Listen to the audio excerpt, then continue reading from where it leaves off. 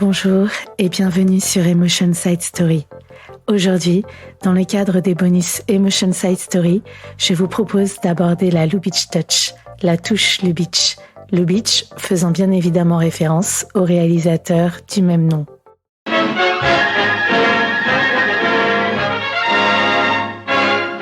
Hello. Hello. Someone you know? I met him once. Who is he? All I know is he only sleeps in the tops of his pajamas. D'abord, qui est Lubitsch ? Ernst Lubitsch est l'un des cinéastes les plus importants du XXe siècle. Il est berlinois et né dans une famille de confectionneurs à la fin du XIXe siècle.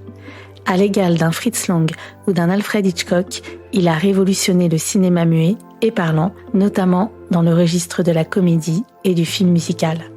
Il a commencé sa carrière en Allemagne et dès les années 20, il se rend à Hollywood à l'invitation des studios, impressionné par ses œuvres déjà éblouissantes. Bien que ses films soient très différents selon les époques ou les genres, tous ses admirateurs s'accordent à dire que Lubitsch a un style qui n'appartient qu'à lui, ce qu'on appelle communément la Lubitsch Touch. How are things in Moscow? Very good. The last mass trials were a great success. There are going to be fewer but better Russians. Mais de quoi parle-t-on exactement ? C'est d'abord le principe du show, don't tell, montrer, ne pas dire.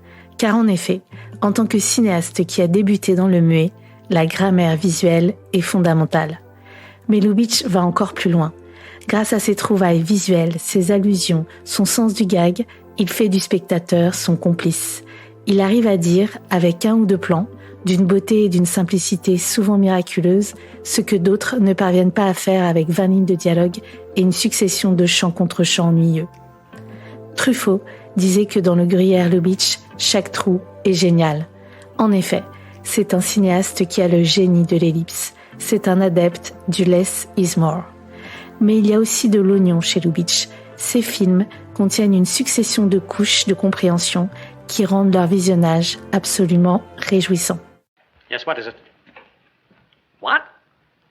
Oh, no, never. Well, that is communism. Can't you sell him anything else? Mais le mieux, c'est que je vous donne quelques exemples.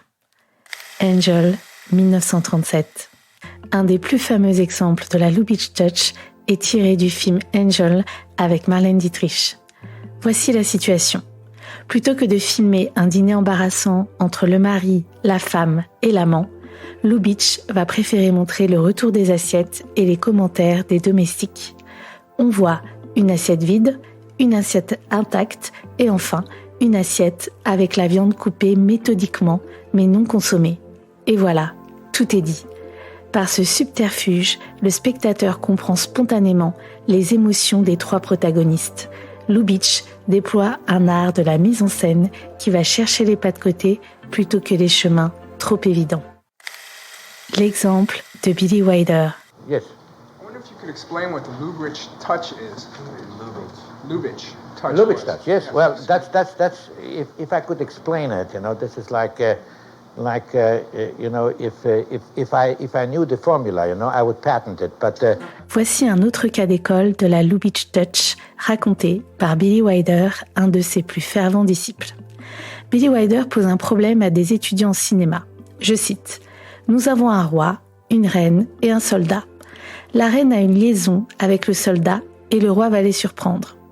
Il demande aux étudiants comment rendre cette situation intéressante cinématographiquement. Les étudiants réfléchissent et reviennent avec de bonnes solutions. Des solutions amusantes, parfois trop explicites ou trop cérébrales. Mais personne ne peut arriver à la cheville de la solution de Lubitsch. Elle se trouve dans le film The Merry Widow, avec Maurice Chevalier, 1931. La scène s'ouvre sur la chambre à coucher du roi et de la reine. Le roi sort de la chambre. Dès que le roi s'en va, Maurice Chevalier, qui joue un garde, entre dans la chambre. Il ferme la porte derrière lui et la caméra reste à l'extérieur. Pendant ce temps, en descendant l'escalier, le roi s'aperçoit qu'il a oublié sa ceinture. Il fait demi-tour et retourne dans la chambre. La caméra est toujours à l'extérieur. On a peur pour les deux amants. Mais étonnamment, on voit le roi ressortir calme, avec sa ceinture et son épée. Il reprend son chemin, mais quand il essaie de remettre sa ceinture, il s'aperçoit qu'elle est trop petite. Il regarde son épée de plus près et comprend que ce n'est pas la sienne.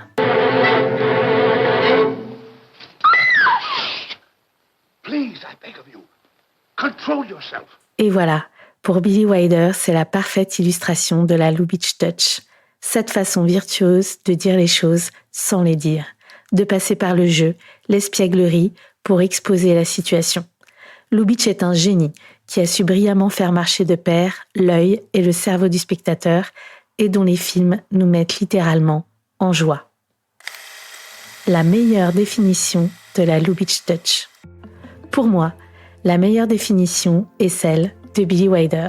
Je cite « Chaque réalisateur a son style. Il y a ceux qui disent 2 et 2 font 4, d'autres qui expliquent que 3 plus 1 font 4. Lubitsch disait 2 et 2 et laissait le spectateur faire l'addition lui-même. » Why do you think a woman puts a man into a straitjacket? Because she loves him. Pour celles et ceux qui suivent mon podcast, vous savez que je suis une inconditionnelle de Lubitsch. Et donc, je ne saurais trop vous recommander d'écouter l'épisode 1 consacré au film Angel et l'épisode 7 qui parle de la 8e femme de Barbe Bleue, The Bluebird's 8th Wife, un bijou de comédie et de transgression. Merci de m'avoir écouté. Si vous avez aimé, n'hésitez pas à vous abonner et à partager autour de vous.